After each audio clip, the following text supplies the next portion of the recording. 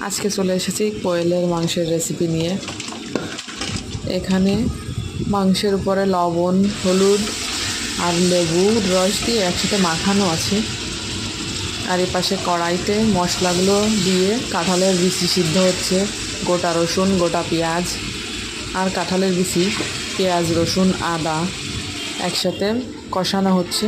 আর এই পাশে কোয়েলে মাখানো আছে, লেবুর রস, সস, ঝালের গুঁড়া, লবণ, হলুদ একসাথে মাখানো।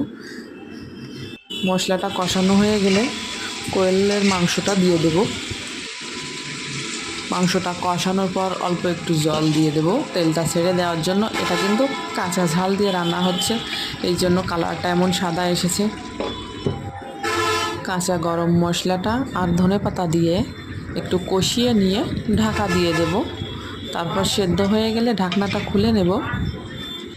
ঢাকনাটা খুলে একটু নাড়াচাড়া দিয়ে দেখব সিদ্ধ হয়েছে কিনা।